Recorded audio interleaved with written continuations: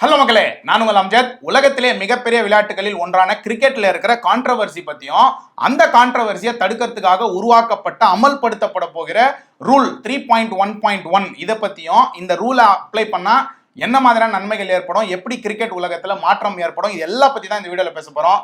வாங்க வீடியோக்குள்ள போலாம்.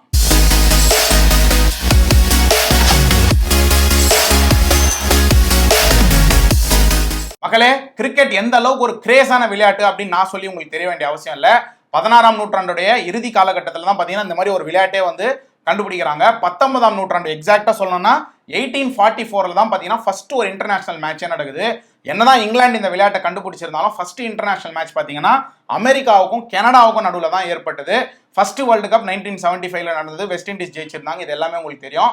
இதுக்கப்புறம் தான் பார்த்தீங்கன்னா உலகத்துடைய ஒரு மிகப்பெரிய விளையாட்டுகளில் ஒன்றா வந்து கிரிக்கெட் வந்து வளர்ந்துட்டே வந்துச்சு அப்படின்னே வந்து சொல்லலாம். இந்தியாவை பொறுத்த வரைக்கும் கிரிக்கெட் வந்து ஒரு சாதாரண விளையாட்டுகளில் ஒன்றா தான் இருந்தது. எப்போ பயங்கரமா ஃபேமஸ் ஆக ஆரம்பிச்சது அப்படின்னு பாத்தீங்கன்னா 1983 கபில் தேவ் அவர்களோட தலைமையில நம்ம இந்தியா வந்து இங்கிலாந்துக்கு போய் கப்பு ஜெயிச்சாங்க இல்லையா, வேர்ல்டு கப். அப்பத்துல இருந்தா பாத்தீங்கன்னா கிரிக்கெட்னு ஒரு விளையாட்டு, அதுக்கு பின்னாடி இவ்வளவு மவுஸ் இருக்குன்னு மக்களுக்கு தெரிய ஆரம்பிச்சு இன்னும் நிறைய பேர் வந்து அதை வந்து ஃபாலோ பண்ண ஆரம்பிச்சாங்க.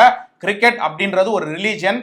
அதுவும் நம்ம சச்சின் டெண்டுல்கர் தான் பாத்தீங்கன்னா அந்த ரிலீஜியனுடைய காட் அப்படின்ற அளவுக்கு மக்கள் வந்து மைண்ட்ல அதை ஏத்திக்கிட்டாங்க. அதுக்கப்புறம் இந்தியாவில மட்டும் இல்ல, உலகளாவிலே பாத்தீங்கன்னா இந்த கிரிக்கெட் வந்து பயங்கர ஃபேமஸ் ஆக ஆரம்பிச்சது. உலகத்துல பல டீம்ஸ் உருவாச்சு, பல பிளேயர்ஸ் வந்து உருவாக ஆரம்பிச்சாங்க. முக்கியமா சின்ன சின்ன நாடுகளும் பாத்தீங்கன்னா கிரிக்கெட்ல வந்து ஆதிக்கத்தை வந்து செலுத்த ஆரம்பிச்சாங்க. புது புது கேப்டன்ஸ் உருவானாங்க. நம்ம MS தோனியும் உருவானாரு. அதுக்கப்புறம் பாத்தீங்கன்னா ஒரு ரெவல்யூஷன் இந்த கிரிக்கெட்ல உருவானது 2011 திருப்பி இந்தியா வேர்ல்டு கப் ஜெயிக்கும் போது. சோ மக்களே, இந்த அளவுக்கு ஆதிக்கத்தை செலுத்தக்கூடிய கிரிக்கெட்ல பிரச்சனைகள் அப்படின்னு கண்டிப்பா இல்லாம இருக்காது இல்லையா. என்ன பிரச்சனை அப்படின்னு பாத்தீங்கன்னா, இந்த அம்பையர் வந்து டிசிஷன் கொடுப்பாரு இல்லையா. அம்பையர்னு ஒருத்தர் இருப்பார் கிரிக்கெட்ல. அவர் தான் முடிவு செய்வார், இவர் அவுட்டா இல்லையா, 4ஆ 6ஆ எல்லா முடிவுகளையும் பாத்தீங்கன்னா அம்பையர் தான் வந்து ஃபைனலைஸ் பண்ணுவார். அந்த அம்பையரோட முடிவுகள்ல வந்து கான்ட்ரவர்சிஸ் அப்படின்ற மாதிரி ஒரு நிலைமை வந்து ஏற்பட்டது. அதுல முதல் கான்ட்ரவர்சி என்ன அப்படின்னு பாத்தீங்கன்னா LBW அப்படின்னு சொல்லக்கூடிய லெக் பிஃபோர் விக்கெட். அதாவது பேட்ல படாம பால் உடம்புல எங்க பட்டாலும் அந்த பால் ஸ்டெம்புக்கு நேரா மறைக்கப்படுமே ஆனால் அது வந்து அவுட் அப்படின்னு வந்து சொல்லிட்டு இருந்தாங்க. ஒரு காலத்துல பாத்தீங்கன்னா டக்கு டக்குன்னு அம்பையர்லாம் வரல தூக்கிடுவாங்க. அதுக்கப்புறம் அதாவது இவங்க வந்து ஏன் எப்படி நீ வந்து அவுட் கொடுக்கலாம், எப்படி நீ வந்து நாட் அவுட் கொடுக்கலாம் அப்படின்னு வந்து கேப்டன்ஸும் பிளேயர்ஸும் போய் சண்டை போடுற லெவலுக்கு வந்து LBW பாத்தீங்கன்னா இந்த கான்ட்ரவர்சிஸோட ஒரு கிங் அப்படின்னே சொல்லலாம். அதுக்கப்புறம் ICC என்ன பண்றாங்க அப்படின்னு பாத்தீங்கன்னா இந்த LBWக்கு ஏதாவது ஒரு டெக்னாலஜி கொண்டு வரணும்பா, நாளுக்கு நாள் இந்த பிரச்சனை வந்து அதிகரிச்சுட்டே போகுது அப்படின்ற மாதிரி ஒரு முடிவுக்கு வராங்க. அதுக்கப்புறம் தான் பாத்தீங்கன்னா இந்த லெக் பிஃபோர் விக்கெட்டை வந்து டிசைட் பண்றதுக்கு ஒரு சில டெக்னாலஜிஸை வந்து கொண்டு வந்தாங்க. எனக்கு தெரிஞ்சு ஃபர்ஸ்ட் நான் பார்த்த டெக்னாலஜி பாத்தீங்கன்னா ஹாட்ஸ்பாட், அதுக்கப்புறம் ஹாக்கை, அதுக்கப்புறம் அல்ட்ரா ஏஜ் அப்படின்னு வந்து அதாவது பந்து வந்து பேட்ல ஃபர்ஸ்ட் பட்டதா இல்ல வந்து உடம்புல ஏதோ ஒரு இடத்துல காலில் கையில எங்கேயாவது ஒரு இடத்துல பட்டுச்சா அப்படின்ற மாதிரி பாக்குறதுக்காக யூஸ்வலா ஆஸ்திரேலியா அண்ட் நியூசிலாந்துலாம் இந்த டெஸ்ட் மேட்ச்லாம் நடக்கும்போது பாத்தீங்கன்னா இந்த ஹாட்ஸ்பாட் அப்படின்ற அந்த ஒரு கேமரா வந்து யூஸ் பண்ணுவாங்க. அதாவது பால் வந்து ஏதோ ஒரு இடத்துல போய் படும்போது அந்த ஃப்ரிக்ஷனால ஏற்படுற அந்த சூடு வெளிப்படும் இல்லையா, அதனால பாத்தீங்கன்னா எங்க பந்து பட்டது அப்படின்ற அந்த ஸ்பாட்டை வந்து கரெக்டா காட்டும். ஆனா இந்த டெக்னாலஜி பாத்தீங்கன்னா ரொம்ப காஸ்ட்லி அப்படின்றதுனால வெறும் ஆஸ்திரேலியா நியூசிலாந்து இங்க மட்டும் தான் யூஸ் பண்ணிட்டு இருந்தாங்க. மற்ற கண்ட்ரீஸ்க்கு வரதுக்கு லேட் ஆச்சு அப்படின்னு சொல்றத விட வரவே இல்லை அப்படின்னே சொல்லலாம். அதுக்கப்புறம் தான் பாத்தீங்கன்னா அல்ட்ரா எட்ஜ், இப்போ ரீசெண்டா இந்த ஹாக்கை இதெல்லாம் வந்து வர ஆரம்பிச்சது.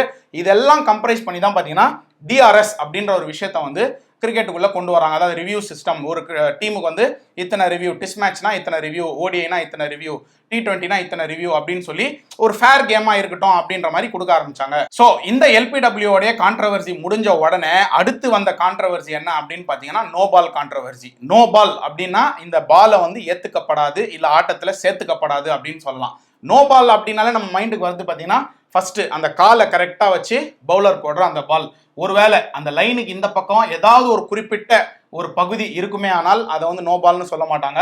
லைனுக்கு வெளியில, அதாவது லைன்ல சுத்தமா காலே இல்லை அப்படின்ற பட்சத்துல அதை வந்து நோ பால் அப்படின்னு வந்து டிக்ளேர் பண்ணிடுவாங்க. இந்த நோ பாலுக்கு ஜென்ரலா பாத்தீங்கன்னா ஒரு பால் எக்ஸ்ட்ராவா வீச வேண்டியதா இருக்கும்.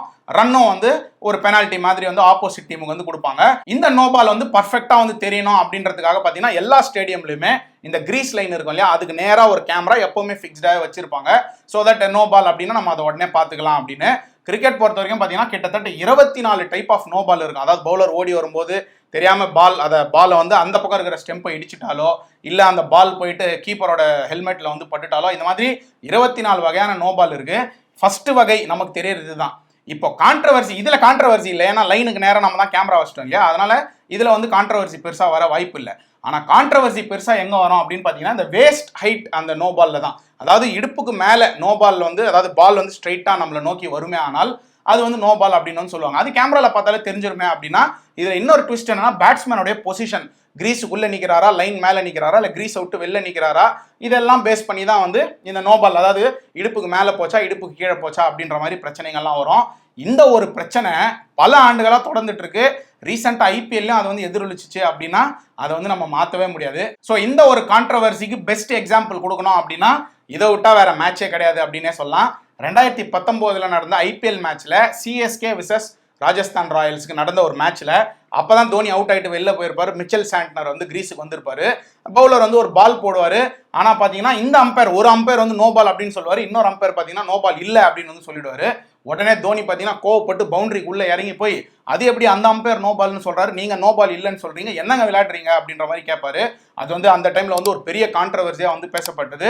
பட் இருந்தாலும் இவங்க ரெண்டு பேரும் பேசி இல்ல அது நோ பால் இல்ல அப்படின்னு சொல்லுவாங்க. இவ்வளவு கான்ட்ரவர்சிஸ் அந்த மேட்ச்ல நடந்திருந்தாலும் ஒரு வழியா சிஎஸ்கே அந்த மேட்ச் வந்து ஜெயிச்சிருப்பாங்க. இதே மாதிரியான ஒரு லேட்டஸ்ட் எக்ஸாம்பிள் என்ன அப்படின்னு பாத்தீங்கன்னா 2022 நடந்த Delhi Capitals versus Rajasthan Royal. ரெண்டு எக்ஸாம்பிள்லயுமே பாத்தீங்கன்னா ஆப்போனன்ட் டீம் வந்து ராஜஸ்தான் ராயல்ஸ். கடைசி அதாவது ஃபர்ஸ்ட் 3 பால்ல பாத்தீங்கன்னா பவுல் வந்து 6 அடிச்சிருப்பாரு. 222 அப்படின்ற டார்கெட்டை வந்து டெல்லி கேபிட்டல்ஸ் வந்து சேஸ் பண்ணிட்டு இருப்பாங்க. கடைசி அதாவது ஃபர்ஸ்ட் 3 பால்ல 6 அடிச்சிருவாரு. அந்த 3வது பால் வந்து நோ பால் வந்து கேட்பாரு, அதாவது வெயிஸ்ட்டுக்கு மேல போச்சு அப்படின்னு வந்து பவுல் கேட்பாரு. ஆனா அம்பையர்ஸ் வந்து கொடுக்க மாட்டாங்க. பட் இவர் என்ன சொல்லுவாரு அப்படின்னு பாத்தீங்கன்னா, நீங்க தேர்ட் அம்பையர் கேளுங்க, அது நோ பால் தான் அப்படின்னு வந்து சொல்லுவாரு. ஆனா தேர்ட் அம்பையர் கிட்டலாம் கேட்க முடியாது அப்படின்னு சொன்னோன்னே இங்க இருந்து ரிஷப் பண்ணா பண்ணுவாரு, இந்த டெஸ்ட் மேட்ச்ல சொல்லுவாங்கல்ல, வந்துருங்க வேணாங்க, இந்த மாதிரி மேட்சே வேணாங்க வாங்க அப்படின்னு சொல்லி கூப்பிட ஆரம்பிச்சிருவாரு. அதுக்கப்புறம் இங்க இருக்கிற அந்த அசிஸ்டன்ட் கோச் ஆம்ப்ரே வந்து உள்ள போயிட்டு அம்பையர்ஸ் கிட்ட எல்லாம் பேசுவாரு. ஒரு வழியா ஃபைனலைஸ் பண்ணி அது நோ பால் இல்ல அப்படின்னு வந்து சொல்லிடுவாங்க. ஆனா அதுக்கப்புறம் பாத்தீங்கன்னா பவுலும் அவுட் ஆயிடுவாரு. இந்த மேட்சை பாத்தீங்கன்னா டெல்லி கேபிட்டல்ஸ் ஒரு 15 ரன் வித்தியாசத்துல தோத்து போயிருப்பாங்க. இந்த மேட்ச் நடந்ததுக்கு அப்புறம் தோனிக்கு எந்த விதமான ஃபைனும் போடப்படல. ஆனா பண்ட் அவர்களுக்கு பாத்தீங்கன்னா 100% ஃபைன் போட்டிருந்தாங்க. அந்த ஆம்ப்ரே அசிஸ்டன்ட் கோச் உள்ள போனார் இல்லையா, அவருக்கு 100% ஃபைனு அந்த மேட்சோட அவருடைய சம்பளத்துல. அதே மாதிரி ஆம்ப்ரே வந்து ஒரு மேட்சுக்கு வரவே கூடாது அப்படின்னு பேன் பண்ணாங்க. ஷர்துல் டாக்கூரையும் பாத்தீங்கன்னா 50% வந்து ஃபைன் போட்டிருந்தாங்க. மக்களே, இந்த மாதிரி இந்த வேஸ்ட் ஹைட் அந்த நோபாலை பொறுத்து பல கான்ட்ரவர்சிஸ் இருக்கும்போது எல்லாரும் என்ன சொல்லிட்டு இருந்தாங்கன்னா, எல்லாத்துக்குமே டிஆர்எஸ் வைக்கிறீங்க, பால் ட்ராக்கிங்லாம் வைக்கிறீங்க, ஏன் இதுக்கு வந்து பால் ட்ராக்கிங் வைக்கக்கூடாது அப்படின்ற மாதிரி கேட்டே இருந்தாங்க. அதனால தான் பார்த்தீங்கன்னா இந்த ஒரு ரூலே வந்து உருவாக்கப்பட்டது. 3.1.1 என்ன சொல்லுது அப்படின்னு பார்த்தீங்கன்னா, ஒரு பிளேயர் தனக்கு எதிராக கொடுக்கப்பட்ட எந்த ஒரு டிசிஷன், அதாவது ஆன்ஃபீல்ட் அம்பையர் கொடுத்த எந்த ஒரு டிசிஷனையும் ரிவ்யூ பண்ணலாம். இது ஆல்ரெடி எக்ஸிஸ்டிங்ல இருக்கு. இது கூடவே என்ன சொல்லுது அப்படின்னு பார்த்தீங்கன்னா, a player may also be allowed to review any decision taken by on-field umpire concerning wide or no ball. அதாவது எல்லா டிசிஷன் அப்படின்னா அந்த டிசிஷன்ஸ்குள்ள வைடு நோ பாலையும் வந்து கொண்டு வரணும். சம்டைம்ஸ் பார்த்தீங்கன்னா பவுன்ஸ் பால் போடுவாங்க, இவங்க வைடு கேட்பாங்க, அவங்க கொடுக்க மாட்டாங்க. சம்டைம்ஸ் அந்த லைனை டச் பண்ண மாதிரி, லைனை ஒட்டின மாதிரி பால் போயிருக்கும், இவங்க வைடு கொடுக்க சொல்லுவாங்க, அவர் கொடுக்க மாட்டார், இல்லை கொடுத்துருப்பாரு, ஆப்போனன்ட் டீம் வந்து கோவப்படுவாங்க. நோ பால், இந்த மாதிரி வேஸ்ட் ஹைட் நோ பால், இது எல்லாத்தையும் கன்சிடர் பண்ணி இந்த ஒரு ரூல் வந்து இருக்கு. இப்போ இதை வந்து அமல்படுத்த போறாங்க, அமல்படுத்திட்டாங்க. எங்கடா அமல்படுத்திட்டாங்க அப்படின்னு நீங்க கேட்டீங்கன்னா, இப்போ நடந்துட்டு இருக்க விமென்ஸ் பிரீமியர் லீக் இந்த 2023 இப்பதான் வந்து ஆரம்பிச்சிருக்கு. எப்படி நம்ம ஐபிஎல்ல டீம்ஸ்லாம் இருக்கோ அதே மாதிரி WPLலயும் பாத்தீங்கன்னா டீம்ஸ்லாம் இருக்கு. இதுல இந்த 3.1.1 பாத்தீங்கன்னா நடைமுறையில இருக்கு. 2 நாளைக்கு முன்னாடி நடந்த Delhi Capitals versus Rajasthan Royals மேட்ச்ல பாத்தீங்கன்னா டெல்லி கேபிட்டல்ஸ் வந்து அந்த ரிவ்யூ வந்து எடுத்திருந்தாங்க. இந்த மாதிரி வெயிஸ்ட் ஹைட்டுக்கு மேல போன மாதிரி இருக்கு அப்படின்னு சொல்லி அவங்களோட கேப்டன் வந்து அந்த ரிவ்யூ கேட்டிருந்தாங்க. ஆனா தேர்ட் அம்பையர்ஸ் பாத்தீங்கன்னா எப்படி நம்ம அந்த பால் ட்ராக்கிங் LPW பார்ப்பாங்க இல்லையா, அதே மாதிரி பால் ட்ராக்கிங்கை பார்த்து இது வந்து நோ பால் இல்லை, இது வந்து வெயிஸ்ட் ஹைட்டுக்கு கீழே தான் போயிருக்கு, எக்ஸாக்டா ஸ்டெம்பை போய் வந்து முட்டுது அப்படின்ற மாதிரி சொல்லி இது நோ பால் இல்லை, இது வந்து ஒரு லீகல் டெலிவரி அப்படின்னு வந்து சொல்லியிருந்தாங்க. இந்த ஒரு விஷயத்தை தான் வந்து இப்போ வரப்போற ஐபிஎல்லையும் இம்ப்ளிமெண்ட் பண்ண போறோம் அப்படின்னு வந்து பிசிசிஐ வந்து ஒரு முடிவு எடுத்திருக்காங்க.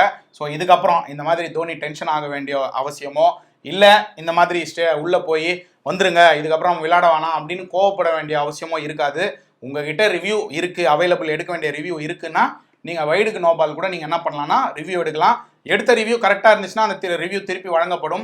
எடுத்த ரிவ்யூ தப்பா இருந்துச்சுன்னா அந்த ரிவ்யூ வந்து நீங்க இழக்க வேண்டியதா இருக்கும். யூஸ்வலா வைடு நோ பாலுக்கு ரிவ்யூ எடுப்பாங்களா, மேபி எப்போ எடுப்பாங்க அப்படின்னு பாத்தீங்கன்னா கடைசி ஒரு ஓவர் இல்ல கடைசி 2 பால்ல 6 ரன் அடிக்கணும், ஒரு பால்ல 6 ரன் அடிக்கணும், ஒரு பால்ல 4 ரன் அடிக்கணும், அந்த மாதிரி ரொம்ப குரூஷியல் மூமெண்ட்ல மட்டும் மேபி கேப்டன்ஸ் அதை எடுக்கலாம். மற்றபடி இதை வந்து அவுட்டுக்கு மட்டுமே வந்து யூஸ் பண்ணுவாங்க அப்படின்னு நான் நம்புறேன். கிரிக்கெட்ல எக்கச்சக்கமான கான்ட்ரவர்சிஸ் இருக்கலாம். இதெல்லாம் தாண்டி பெரிய கான்ட்ரவர்சி என்ன அப்படின்னு பார்த்தீங்கன்னா கேம்பிளிங் அப்படின்னாலே ஒரு காலத்தில் பல பிளேயர்ஸ் கிரிக்கெட்டர் அசாருதீன்ல ஆரம்பிச்சு இப்போ ரீசெண்டாக ஸ்ரீசாந்த் வரைக்கும் பார்த்தீங்கன்னா ஏதோ ஒரு விதமான கேம்பிளிங்ல இவங்க ஈடுபட்டாங்க அப்படின்னு அவங்க மேலே குற்றம் சுமத்தி அவங்களோட லைஃபோட கெரியரே வந்து ஸ்பாயில் பண்ணாங்க. அதுக்கப்புறம் பார்த்தீங்கன்னா அவங்க மேலே எந்த தப்பும் இல்லைன்னு லேட்டராக தெரிய வந்துச்சு. ஆனால் தெரிய வரதுக்குள்ள அவங்களுடைய அந்த லைஃப், அந்த கிரிக்கெட் அந்த லைஃப் வந்து முடிஞ்சு போச்சு. ஆனால் இப்போ பார்த்தீங்கன்னா ட்ரீம் 11, கேலோ 11, குடிங்க 11, குலிங்க 11, கைட்டுங்க 11 அப்படின்னு சொல்லி எக்கச்சக்கமான கேம்பிளிங் ஆப்ஸ் வந்து அவைலபிள் இருக்கு. ரொம்ப ஓப்பனாகவே வந்து நடந்துட்டு இருக்கு. இதில் கூட பார்த்தீங்கன்னா பல மக்கள் வந்து தங்களுடைய பணத்தை வந்து இழந்துட்டு இருக்காங்க. இப்போ IPL வரப்போகுது. நானும் ட்ரீம் 11 வந்து ட்ரை பண்ணி பார்த்துருக்கேன், பொய்யெல்லாம் சொல்ல மாட்டேன். ஆனால் ஒரு 2000-3000 நான் அதுக்காக ஸ்பெண்ட் பண்ணியிருக்கேன். அப்படின்னா இழந்தது 2000-3000 தான். ஒரு மேட்ச் ஜெயிக்கிற மாதிரியே இருக்கும். ஆனால் அடுத்த மேட்ச் பார்த்தீங்கன்னா கொடுத்ததெல்லாம் சேர்த்து தூக்கிடுவானுங்க. அதனால் அந்த மாதிரி விளையாட்டுலாம் போகாமல் ஜஸ்ட் டிவியில் ஒரு என்டர்டைன்மெண்ட்டாக மட்டும் IPL-யோ கிரிக்கெட்டையோ அது எந்த ஸ்போர்ட்டாக இருந்தாலும் என்டர்டைன்மெண்ட்டாக மட்டும் பாருங்கள். ட்ரீம் 11, ரம்மி சர்க்கிள் இந்த மாதிரி விஷயத்தெல்லாம் தயவுசெய்து இன்வால்வ் ஆகாதீங்க. இன்னொரு வீடியோவில் உங்கள் எல்லாரும் சந்திக்கிறேன். அது வரைக்கும் சேஃபாக இருங்க.